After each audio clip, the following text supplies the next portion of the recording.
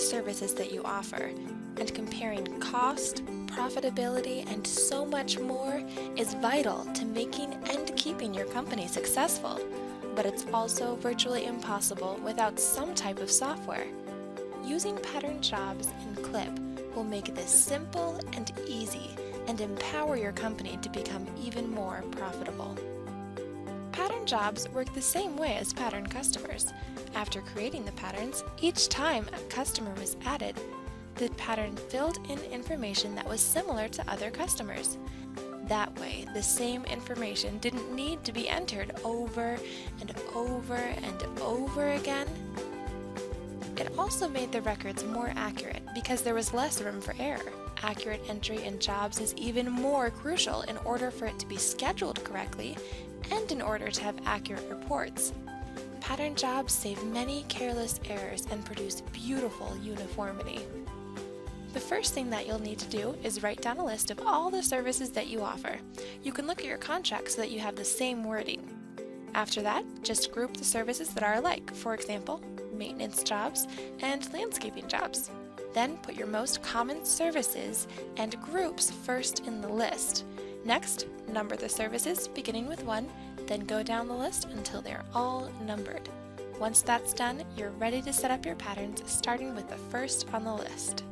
To set up the pattern, from the main screen, go to the Patterns tab, then Pattern Jobs. Here, you will see a list of already created patterns that you can use as a reference. Feel free to either edit or delete these according to your company. In this video, let's start by editing the first job, lawn maintenance. To begin, select Edit. Here, under the Details section, you can change the job description to whatever you call the job you do most. Take note that this description can be seen on the bill for each customer under the description for the job. Keep the name of the job small. You can add more specific information by adding invoice notes here. Some of these fields will be different for every customer. Others will be the same for every customer. In this tutorial, we'll mainly go over the fields that would be the same for every customer because we'll want to enter those into the pattern. On the Detail tab, the job category and job subcategory are just custom fields that you can use for whatever you need. The field would probably be specific to each of the customers, but it depends on what you use it for. The crew number would probably be different for each customer unless you had one crew that did all of one service. For example, Clip Lawn Care has one crew that does all of the chemical application jobs, so their crew number is entered into the pattern for that job. Routing sequence and map location would be different for each customer. The item refers to whatever you have entered for that job in QuickBooks. If you use classes in QuickBooks, you can also choose the class here. If this is a job that you always charge time and materials for, you would want to fill out that information as well. Just type in whatever your hourly charge is and select Charge per hour plus material. The only other field on this screen that we would want to edit in the pattern is the tax type. You probably already know that QuickBooks automatically calculates the tax on your invoices. The reason you'd want to add it here is just so that you have an accurate cost when you create your estimates. One method you can use for recording tax is by making 3 tax types, L, M, and D. If this service requires sales tax, select L for labor or M for materials. If you don't want to collect sales tax, just use D. Now click Save and go to the Schedule tab. Because scheduling is such a vital part of CLIPitc, we'll go through this page very carefully so you understand exactly how everything works. Take the time to make sure you understand these fields before you do anything else in CLIPitc. Each job will be scheduled a little differently. If you're still confused at the end of this tutorial, look in the manual or give us a call and our support team will be happy to help you out. First, we'll go over all the fields as if you were scheduling the job for a customer. Then, we'll go back and tell you which fields to use in a pattern. There are 3 different options under Schedule Type. The first, and most common, is Automatic.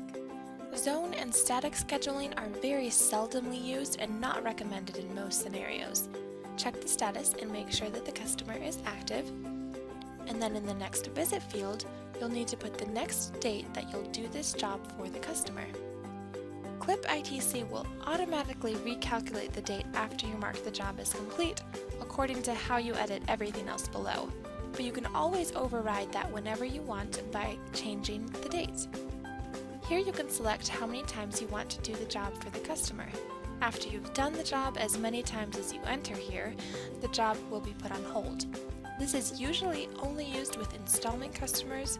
With a normal job, you'll just continue mowing someone's lawn until it stops growing. In that case, you would just leave it as 999. At least days between jobs makes dynamic scheduling possible. Dynamic scheduling is when you don't know exactly what day you'll do the service again until the job is done. When a job's entered with the Make It At Least option, CLIP will take the day the job was done, count forward the number you placed in the field, then look for the next day of the week you selected and reschedule the job for that day. For example, let's say that a customer likes his lawn to be mowed every Friday, and he won't tolerate it to be mowed just a few days later. For him, check Friday and enter 4 days between jobs.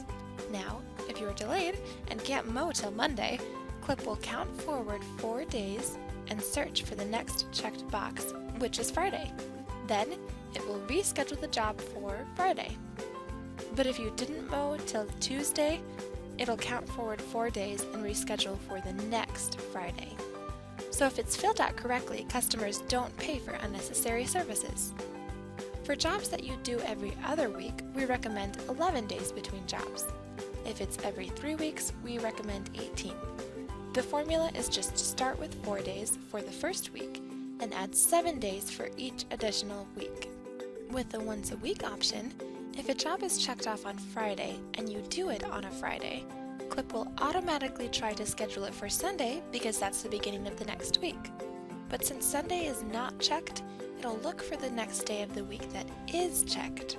The drawback to this scheduling option is that if you didn't get to the job till Monday, it would try to reschedule it for the next Sunday, then look for the next day of the week that's checked, which would be Friday.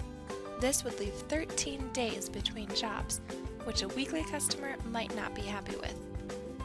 The bi-weekly scheduling option is similar to the once a week option, except CLIP jumps 2 Sundays before searching for a box that is checked.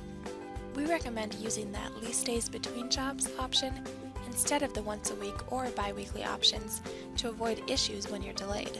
The next month option tells CLIP to go to the first day of the next month, then it works in unison with the days, weeks, and months checkboxes.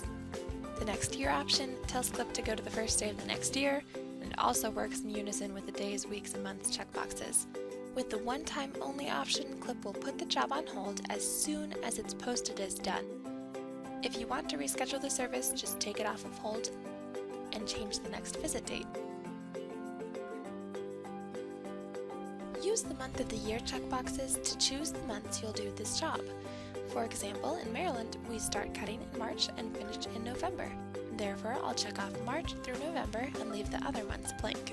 Remember that in a pattern, we only want to fill in the fields common to most of the customers who have this job. Each company offers services a little differently, but in this case, we would recommend to fill out the schedule type, countdown, status, days between jobs field, week of the month, and month of the year fields. After you've entered all that information, click the Save button. Now go to the Material tab. You won't be adding a material to a pattern very often, only if each job you did had the same material and the same quantity. Typically that's not the case, but it could still make sense to fill it out in some scenarios. To add one, just click Add Material and select the part name, quantity, cost per unit, and price per unit. You can even add the item you used for it in QuickBooks and the class it's in, if applicable. Continue to create patterns for each job on your list. Keep in mind that if a job has its own scheduling or billing, you should make a separate job pattern. A good example would be weekly and bi-weekly mowing. They have different schedules, so make 2 separate patterns. After setting up your patterns, delete the extra patterns you know you won't use. In other words, if you live in Florida, you could delete all the jobs that have to do with snow removal. Remember as you're creating patterns that it's easier to edit the exceptions, then leave a field blank and fill in the scheduling for each new job that you enter. Thanks for watching, and if you have any trouble, don't hesitate to contact our support department by phone or email. And as always, your success is our business.